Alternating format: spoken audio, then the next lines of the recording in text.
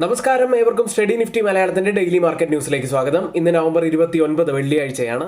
ആദ്യം US മാർക്കറ്റുകളിൽ നിന്ന് ആരംഭിക്കാം. ഇന്നലെ US താങ്ക്സ് ഗിവിംഗ് ഡേയോടനുബന്ധിച്ച് US മാർക്കറ്റുകൾക്ക് അവധിയായിരുന്നു. എന്നിരുന്നാലും ഇപ്പോൾ ട്രേഡിംഗ് ആരംഭിച്ച US ഫ്യൂച്ചേഴ്സ് പോസിറ്റീവിലാണ്. ഇന്നലെ ക്ലോസ് ചെയ്ത യൂറോപ്യൻ മാർക്കറ്റുകൾ പോസിറ്റീവിലാണെങ്കിലും ഇപ്പോൾ ഓപ്പൺ ചെയ്ത ഭൂരിഭാഗം ഏഷ്യൻ മാർക്കറ്റുകളും ഇടിവിൽ തന്നെയാണ് ട്രേഡ് ചെയ്യുന്നത്. പക്ഷേ ഗിഫ്റ്റ് നിഫ്റ്റി ഇപ്പോൾ സൂചിപ്പിക്കുന്നത് നിഫ്റ്റിയിൽ 10 മുതൽ 15 പോയിന്റ്സിന്റെ ഒരു ഗ്യാപ്പ് അപ്പ് ഓപ്പണിംഗിന് സാധ്യതയുണ്ട് എന്നാണ്. ഇനി ഇന്ത്യൻ മാർക്കറ്റിലേക്ക് വന്നാൽ വളരെ പ്രധാനപ്പെട്ട ധാരാളം വാർത്തകളുള്ള ഒരു ദിവസം തന്നെയാണ്. പ്രത്യേകിച്ച് ചൈന, മെക്സിക്കോ, കാനഡ തുടങ്ങിയ രാജ്യങ്ങൾക്ക് അധിക തീരുവ ചുമത്താൻ US തീരുമാനിച്ചു കഴിഞ്ഞു. ഇത് ഇന്ത്യയിലെ കുറച്ച് സെക്ടറുകൾക്ക് വളരെയേറെ പോസിറ്റീവ് ആവാൻ സാധ്യതയുണ്ട് എന്നൊരു വാർത്ത പുറത്തു വരുന്നുണ്ട്. അത് നമ്മളിവിടെ മാർക്കറ്റ് ന്യൂസ് സെഗ്മെന്റിൽ കൊടുക്കുന്നുണ്ട്. കൂടാതെ ഇന്നലെ മാർക്കറ്റിൽ നമ്മൾ പ്രതീക്ഷിക്കാതെയുള്ള വലിയൊരു ഇടിവ് തന്നെയാണ് ഉണ്ടായത്. അതിന്റെ കാരണങ്ങൾ കൂടി നമുക്കൊന്ന് നോക്കേണ്ടതുണ്ട്. ഇന്ന് ശ്രദ്ധിക്കേണ്ട ധാരാളം സ്റ്റോക്ക് ന്യൂസുകളും കൂടാതെ നിഫ്റ്റിയും ബാങ്ക് നിഫ്റ്റിയും ഇന്ന് എങ്ങനെയായിരിക്കും പെർഫോം ചെയ്യുക എന്നെല്ലാം നമുക്ക് നോക്കേണ്ടതുണ്ട്. നമ്മുടെ വീഡിയോ ആരെങ്കിലും ലൈക്ക് ചെയ്യാൻ മറന്നു പോയിട്ടുണ്ടെങ്കിൽ ദയവ് ചെയ്ത് വീഡിയോ ഒന്ന് ലൈക്ക് ചെയ്യുക. ഇന്നത്തെ നമ്മുടെ വീഡിയോയുടെ ലൈക്ക് ടാർഗറ്റ് 200 ലൈക്കുകളാണ്. ചാനൽ സബ്സ്ക്രൈബ് ചെയ്യാൻ മറന്നുപോയവർ ദയവ് ചെയ്ത് ചാനൽ ഒന്ന് സബ്സ്ക്രൈബ് ചെയ്യുക. നല്ല പെർഫോം ചെയ്യുന്ന ഒത്തിരിയേറെ സ്റ്റോക്കുകൾ നമ്മൾ അതിന്റെ എഡ്യൂക്കേഷണൽ വ്യൂസ് നമ്മുടെ എഡ്യൂക്കേഷണൽ ടെലഗ്രാം ചാനലിൽ കൊടുക്കാറുണ്ട്. അപ്പോൾ അത്തരത്തിൽ നമ്മുടെ എഡ്യൂക്കേഷണൽ ടെലഗ്രാം ചാനലിൽ സ്റ്റുഡൻസിന് ആർക്കെങ്കിലും ജോയിൻ ചെയ്യാൻ താല്പര്യമുണ്ടെങ്കിൽ തൊട്ടുമുകളിൽ ഇവിടെ കൊടുത്തിരിക്കുന്ന വാട്സ്ആപ്പ് നമ്പറിൽ മെസ്സേജ് അയച്ച് നിങ്ങൾക്ക് ആ ഗ്രൂപ്പിൽ ജോയിൻ ചെയ്യാവുന്നതാണ്. ഇന്ന് നമ്മൾ ശ്രദ്ധിക്കേണ്ട ഏറ്റവും പ്രധാനപ്പെട്ട കുറച്ച് വാർത്തകളിലേക്കാണ്. ജനുവരി 20 മുതൽ കാനഡ, മെക്സിക്കോ എന്നിവിടങ്ങളിൽ നിന്നുമുള്ള ഇറക്കുമതിക്ക് 25%, ചൈനയിൽ നിന്നുള്ള ഇറക്കുമതിക്ക് 10% അധിക തീരുവ ചുമത്താൻ US ഗവൺമെന്റ് ആലോചിക്കുന്നുണ്ട്. ഈ ഒരു അധിക തീരുവ ചുമത്തുന്നത് ഇന്ത്യയിലെ ധാരാളം സെക്ടറുകൾക്കും അതുപോലെ സ്റ്റോക്കുകൾക്കും പോസിറ്റീവ് ആവാൻ സാധ്യതയുള്ള ഒരു വാർത്തയാണ്. ഇപ്പോൾ ഇന്ത്യയിലെ ഏതൊക്കെ സെക്ടറുകൾക്കാണ് ഇത് പോസിറ്റീവ് ആവാൻ സാധ്യതയുള്ളത് എന്നാണ് നമ്മൾ നോക്കുന്നത്. US കയറ്റുമതിക്ക് നേട്ടമുണ്ടാക്കുന്ന പ്രാരംഭ താരിഫ് നടപടികളിൽ ഇന്ത്യയെ ഉൾപ്പെടുത്തിയിട്ടില്ല. $190 ബില്യൺ വാർഷിക വ്യാപാരം നടത്തുന്ന US ഇന്ത്യയുടെ ഏറ്റവും വലിയ വ്യാപാര പങ്കാളിയാണ്. US ഇന്ത്യയുടെ ചരക്ക് കയറ്റുമതി ഫിനാൻഷ്യൽ ഇയർ 2020 ഫിനാൻഷ്യൽ ഇയർ 2024 ഇടയിൽ 46% വർദ്ധിച്ചു. ഇനി നമ്മുടെ ഏറ്റവും പ്രധാനപ്പെട്ട പോയിന്റിലേക്ക് വരാം. ചൈന, മെക്സിക്കോ, കാനഡ എന്നിവിടങ്ങളിലെ US താരിഫ് കാരണം ടെക്സ്റ്റൈൽസ്, ഇലക്ട്രോണിക്സ്, മെഷീനറി, ഫാർമസ്യൂട്ടിക്കൽസ് തുടങ്ങിയ മേഖലകളിൽ ഇന്ത്യയുടെ കയറ്റുമതി ഉയരാനുള്ള സാധ്യതകൾ കൂടുതലാണ്. ഇനി ഫാർമസ്യൂട്ടിക്കൽ സെക്ടറിലുള്ള സ്റ്റോക്കുകൾ നോക്കുകയാണെങ്കിൽ സൺഫാർമ, ഡോക്ടർ റെഡ്ഡി, സിപ്ല തുടങ്ങിയ കമ്പനികൾക്ക് പോസിറ്റീവ് ആവാൻ സാധ്യതയുണ്ട്. ടെക്സ്റ്റൈൽ മേഖലകളിൽ നോക്കുകയാണെങ്കിൽ page industries, Arvind limited, Vardhman textiles തുടങ്ങിയ സ്റ്റോക്കുകൾക്ക് പോസിറ്റീവ് ആവാൻ സാധ്യതയുണ്ട്. മറ്റൊരു വാർത്തയിലേക്ക്. ഇന്നലെ നിഫ്റ്റി 1.5% ഇടിഞ്ഞത്. അതിന്റെ കാരണങ്ങളിലേക്കാണ് നമ്മൾ ഇനി പോകുന്നത്. റഷ്യ യുക്രൈൻ യുദ്ധം വീണ്ടും രൂക്ഷമായത് ഒരു കാരണമായിരുന്നു. US ഫെഡറൽ റിസർവ് പലിശ നിരക്ക് കുറയ്ക്കുന്നത് വൈകിച്ചേക്കുമെന്ന ഒരു ആശങ്ക മാർക്കറ്റിൽ നിലനിന്നിരുന്നു. അതുകൊണ്ട് തന്നെ US മാർക്കറ്റുകൾ ഇന്നലെ ഇടിഞ്ഞാണ് ക്ലോസ് ചെയ്തിരുന്നത്. കൂടാതെ നിഫ്റ്റിയുടെ മന്ത്ലി എക്സ്പയറി കൂടിയായത് ഇടിവിന്റെ ആഘാതം കൂട്ടി. FISന്റെ സെല്ലിംഗ് ഇന്നലെ വളരെ വലുതായിരുന്നു. 11,000 കോടിക്ക് മുകളിൽ ഇന്നലെ സെല്ല് ചെയ്തു. സെക്ടറുകൾ പരിശോധിക്കുകയാണെങ്കിൽ IT, ഓട്ടോ സെക്ടറുകളിലാണ് വലിയ ഇടിവ് കണ്ടത്. ഇനി നമ്മൾ ശ്രദ്ധിക്കേണ്ട പ്രധാനപ്പെട്ട കുറച്ച് സ്റ്റോക്ക് ന്യൂസുകളിലേക്കാണ്. ആദ്യം PC ജ്വല്ലറി ലിമിറ്റഡ് ആണ്. കമ്പനി 1:10 എന്ന രീതിയിൽ ഓഹരി വിഭജനം പ്രഖ്യാപിച്ചു. റെക്കോർഡ് തീയതിയായി പ്രഖ്യാപിച്ചിരിക്കുന്നത് 2024 ഡിസംബർ 16 അടുത്തത് സൊമാറ്റോയാണ്. കമ്പനിയുടെ ക്വാളിഫൈഡ് ഇൻസ്റ്റിറ്റ്യൂഷണൽ പ്ലേസ്മെന്റ് അവസാനിച്ചിരിക്കുന്നു. 8,500 കോടി രൂപയാണ് ഇതുവഴി സമാഹരിച്ചത്. ഷെയർ ഒന്നിന് 252.62 എന്ന നിരക്കിലാണ്. ഫ്ലോർ പ്രൈസിൽ നിന്നും 5% ഡിസ്കൗണ്ടിലായിരുന്നു ഇഷ്യൂ ഉണ്ടായിരുന്നത്. മറ്റൊരു കമ്പനി ന്യൂജൻ സോഫ്റ്റ്വെയർ ടെക്നോളജീസ് ആണ്. റെഗുലേറ്ററി ആപ്ലിക്കേഷൻ മാനേജ്മെന്റ് സിസ്റ്റം നടപ്പിലാക്കുന്നതിനും പരിപാലിക്കുന്നതിനുമായി കമ്പനിക്ക് റിസർവ് ബാങ്ക് ഓഫ് ഇന്ത്യയിൽ നിന്ന് ഒരു പർച്ചേസിംഗ് ഓർഡർ ലഭിച്ചു. 32.44 കോടി രൂപയുടേതാണ് ഓർഡർ. മറ്റൊരു കമ്പനി സിന്ധു വാലി ടെക്നോളജീസ് എന്ന കമ്പനിയാണ്. കമ്പനിക്ക് 38 കോടി രൂപയുടെ ഒരു സബ് കോൺട്രാക്ട് മഹാരാഷ്ട്ര GHV ഇന്ത്യയിൽ നിന്നും ലഭിച്ചിരിക്കുന്നു. മറ്റൊരു കമ്പനി PVP വെഞ്ചേഴ്സ് ആണ്. ചൈനയിലെ ആരോഗ്യ സംരക്ഷണ സംരംഭകരായ ബയോഹൈജിയ ഗ്ലോബലിന്റെ 52% ഓഹരികൾ ഏറ്റെടുക്കുന്നതിന് കമ്പനി ബോർഡ് അംഗീകാരം നൽകി. മറ്റൊരു പ്രധാനപ്പെട്ട കാര്യം കൂടി പറയാനുള്ളത്, കുറച്ച് കമ്പനികളുടെ പ്രൈസ് ബാൻഡ് നവംബർ 29 അതായത് ഇന്ന് മുതൽ 10% പരിഷ്കരിച്ചിട്ടുണ്ട്. ആ കമ്പനികളുടെ ലിസ്റ്റ് ഇവിടെ നമ്മൾ സ്ക്രീനിൽ കൊടുക്കാം. ഇന്ന് എക്സ് ബോണസ് പ്രഖ്യാപിക്കുന്ന കമ്പനികൾ Easy Trip Planners, Raghav Productivity, SP right agro തുടങ്ങിയവയാണ്. ഇന്ന് എക്സ് ഡിവിഡൻഡ് ഡേറ്റ് വരുന്ന കമ്പനികൾ National Aluminium, Carrier Point, Dynamatic Technologies, Godfrey Phillips തുടങ്ങിയവയാണ്. ഇന്ന് നമ്മൾ ശ്രദ്ധിക്കേണ്ട ഏറ്റവും പ്രധാനപ്പെട്ട കുറച്ച് വാർത്തകളിലൂടെയാണ് നമ്മൾ ഇവിടെ സഞ്ചരിച്ചത്. ഇനി മറ്റൊരു കാര്യമുള്ളത്, എല്ലാ ദിവസവും രാവിലെ 9 മണി മുതൽ 3:30 വരെ നമ്മുടെ എഡ്യൂക്കേഷൻ ടെലഗ്രാം ചാനലിൽ നമ്മൾ നമ്മുടെ എഡ്യൂക്കേഷണൽ വ്യൂസ് നൽകാറുണ്ട്. അപ്പോൾ സ്റ്റുഡൻസിന് ആർക്കെങ്കിലും നമ്മുടെ എഡ്യൂക്കേഷൻ ടെലഗ്രാം ചാനൽ ജോയിൻ ചെയ്യാൻ താല്പര്യമുണ്ടെങ്കിൽ തൊട്ട് മുകളിൽ ഇവിടെ കൊടുത്തിരിക്കുന്ന വാട്സപ്പ് നമ്പറിൽ ഞങ്ങൾക്ക് മെസ്സേജ് അയച്ച് ഞങ്ങളുടെ ആ ചാനലിൽ ജോയിൻ ചെയ്യാവുന്നതാണ്. ഇന്നലെ മാർക്കറ്റിൽ സംഭവിച്ച കുറച്ച് കാര്യങ്ങളിലേക്ക്. നേട്ടത്തിൽ ആരംഭിച്ചെങ്കിലും വലിയ വീഴ്ചയിലാണ് ഇന്ത്യൻ മാർക്കറ്റ് ഇന്നലെ ക്ലോസ് ചെയ്യുന്നത്.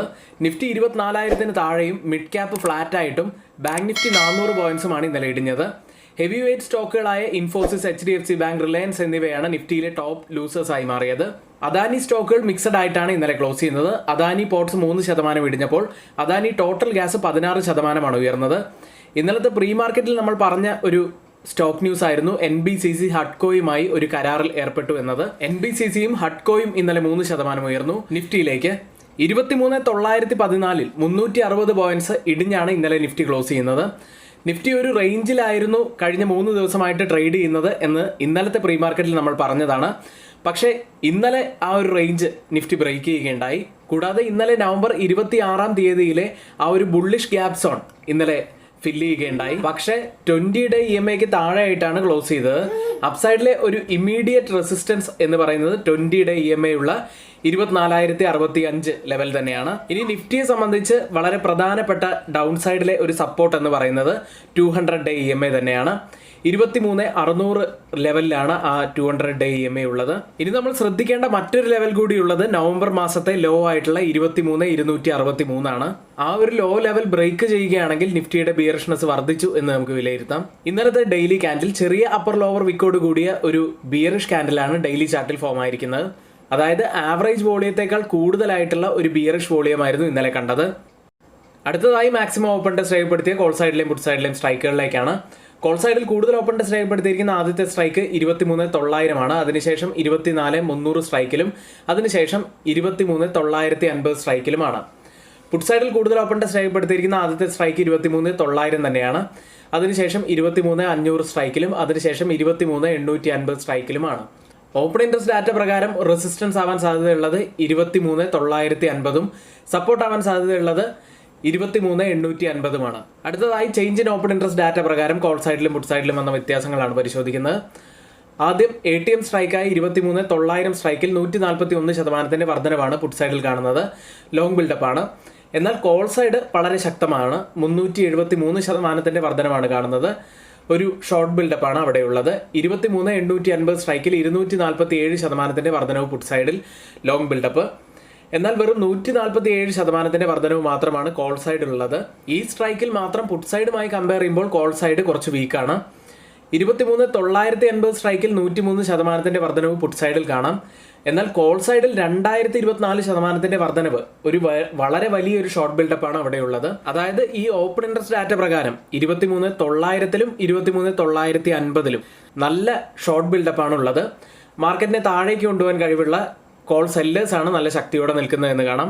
എന്നാൽ 23,850 സ്ട്രൈക്കിൽ പുട്ട് സെല്ലേഴ്സാണ് കുറച്ച് ശക്തിയോടെ നിൽക്കുന്നത്. ബാങ്ക് നിഫ്റ്റിയിലേക്ക് 51,906-ൽ 394 പോയിന്റ്സ് ഇടിഞ്ഞാണ് ബാങ്ക് നിഫ്റ്റി ക്ലോസ് ചെയ്യുന്നത്. ഇനി ഇന്നലെ നിഫ്റ്റിയുമായി കമ്പയർ ചെയ്യുമ്പോൾ ബാങ്ക് നിഫ്റ്റിയുടെ വീക്ക്നെസ് കുറവായിരുന്നു. ബാങ്ക് നിഫ്റ്റിയെ സംബന്ധിച്ച് ഇപ്പോൾ നമ്മൾ വരച്ചിരിക്കുന്ന ഈ ഒരു ട്രെൻഡ് ലൈനിൽ നിന്നും ഒരു റിവേഴ്സലോ അല്ലെങ്കിൽ ഒരു പക്ഷേ ഇവിടെ ഇപ്പോൾ കാണുന്ന ആ ഒരു ബുള്ളിഷ് ഗ്യാപ് സോൺ ഫിൽ ചെയ്യാനുള്ള സാധ്യതയുമുണ്ട്. അടുത്തതായി മാക്സിമം ഓപ്പൺ ഇൻട്രസ്റ്റ് രേഖപ്പെടുത്തിയ കോൾ സൈഡിലെയും പുട്ട് സൈഡിലെയും സ്ട്രൈക്കുകളിലേക്കാണ്. കോൾ സൈഡിൽ കൂടുതൽ ഓപ്പൺ ടെസ്റ്റ് രേഖപ്പെടുത്തിയിരിക്കുന്ന ആദ്യത്തെ സ്ട്രൈക്ക് 52,500 ആണ്. അതിനുശേഷം 52,000 സ്ട്രൈക്കും അതിനുശേഷം 51,000 സ്ട്രൈക്കിലുമാണ്. പുട്ട് സൈഡിൽ കൂടുതൽ ഓപ്പൺ ടെസ്റ്റ് രേഖപ്പെടുത്തിയിരിക്കുന്ന ആദ്യത്തെ സ്ട്രൈക്ക് 52,000 ആണ്. അതിനുശേഷം 51,000 സ്ട്രൈക്കും അതിനുശേഷം 52,500 സ്ട്രൈക്കിലുമാണ്. ഓപ്പൺ ഇൻട്രസ്റ്റ് ഡാറ്റ പ്രകാരം റെസിസ്റ്റൻസ് ആവാൻ സാധ്യതയുള്ളത് 52,000ഉം സപ്പോർട്ട് ആവാൻ സാധ്യതയുള്ളത് 51,000ഉമാണ്. അടുത്തതായി ഇന്ത്യ വിക്സിലേക്ക് 15.20 എന്ന നിലയിൽ 3.97% ഉയർന്നാണ് ഇന്നലെ ഇന്ത്യ വിക്സ് ക്ലോസ് ചെയ്യുന്നത്. ഗ്ലോബൽ മാർക്കറ്റ് സെഗ്മെന്റിൽ ആദ്യം FIDA ആക്ടിവിറ്റിയാണ്. FIs ഇന്നലെ വലിയ സെല്ലിംഗ് തന്നെയാണ് നടത്തിയത്. 11,756 കോടി രൂപയ്ക്ക് സെല്ല് ചെയ്തു. DIs ആവട്ടെ 8,718 കോടി രൂപയ്ക്ക് ബൈ ചെയ്തു. ഇനി ഏതായാലും വരും ദിവസങ്ങളിലെ FIസിന്റെ ആക്ടിവിറ്റി നമുക്ക് കാര്യമായി തന്നെ വാച്ച് ചെയ്യേണ്ടതുണ്ട്. US മാർക്കറ്റുകളിലേക്ക് ഇന്നലെ താങ്ക്സ് ഗിവിംഗ് ഡേയോടനുബന്ധിച്ച് US മാർക്കറ്റുകൾക്ക് ഒരു ഹോളിഡേ ആയിരുന്നു. അതുകൊണ്ട് തന്നെ കൃത്യമായിട്ടുള്ള ഒരു ഡയറക്ഷൻ ഇന്ത്യൻ മാർക്കറ്റുകൾക്ക് കാണിച്ചു തരാൻ ഇന്നലെ US മാർക്കറ്റുകൾ ഇല്ലായിരുന്നു. യൂറോപ്യൻ മാർക്കറ്റുകളിലേക്ക് ഇന്നലെ യൂറോപ്യൻ മാർക്കറ്റിൽ UK മാർക്കറ്റ് FTSE 0.08% നേട്ടത്തിലാണ് ക്ലോസ് ചെയ്യുന്നത്. ഫ്രാൻസ് മാർക്കറ്റ് CAC 0.50% നേട്ടത്തിലും ജർമ്മൻ മാർക്കറ്റ് DAX 0.84% നേട്ടത്തിലുമാണ് ട്രേഡ് ചെയ്യുന്നത്. ഇനി പാൻ യൂറോപ്യൻ സ്റ്റോക്ക് 600 0.45% നേട്ടത്തിലുമാണ് ഇന്നലെ ക്ലോസ് ചെയ്യുന്നത്. ഇന്നലെ അവിടെ നേട്ടങ്ങളിൽ മുന്നിൽ നിന്നത് ബാങ്കിംഗ് സ്റ്റോക്കുകളായിരുന്നു. 0.98% ഉയർന്നു.